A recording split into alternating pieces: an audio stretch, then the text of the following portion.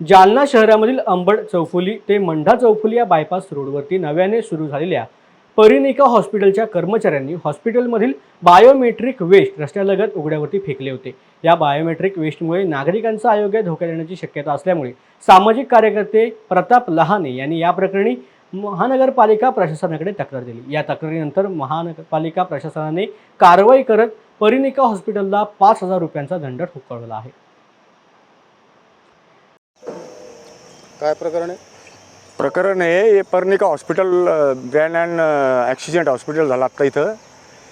तर हे आता त्याने काय करायला लागलं ते काय करायला लागलं, त्यांचं जे घाण कचरा आहे, इंजेक्शन आहे, हे नियमानुसार त्यांना त्यांची विल्हेवाट लावावी लागते, पण ते काय करायला लागले इथं सार्वजनिक जागेवर आणून टाकतात। आणि आम्ही जर इथले रहिवासी जर बोलायला गेलो तर ते डॉक्टर साहेब आम्हाला दादागिरीची भाषा वापरतात, गुंड लावून देऊन मारण्याची भाषा वापरतात आणि हे करतात आणि बळजबरी इथं आणून टाकतात। काय टाकलेलं आहे? इंजेक्शन आहे, बाटल्या आहेत, त्या छोट्या मोठ्या इंजेक्शन आहे, आता कशाची रक्त काढलेली इंजेक्शन असू शकते, काही असू शकते, आमच्या लेकरा बाळाच्या पायात टोचू शकते, त्याच्यापासून आजार होऊ शकतो, काही होऊ शकतं। एवढा मोठा डॉक्टर असून त्याला त्याची जबाबदारी कळत नाही आणि आम्ही सांगायला गेलो तर ते आम्हाला दादागिरीची भाषा वापरतो।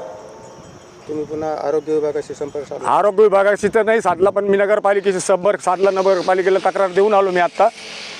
तर त्यांनी सांगितलं, त्यांचे लोक पण येऊन गेले, पण त्यानं काय केलं, तोडीपाणी करून चालले गेले का काय केलं ते नाही, मला अजून काही माहीत नाही, पण त्याच्यावर योग्य ती कारवाई केल्याशिवाय मी शांत बसणार नाही। गुन्हा दाखल झाल्याशिवाय मी शांत बसणार नाही। काय नाव आपलं? माझं नाव आहे प्रताप हसनराव लहाने, सामाजिक कार्यकर्ता, जालना।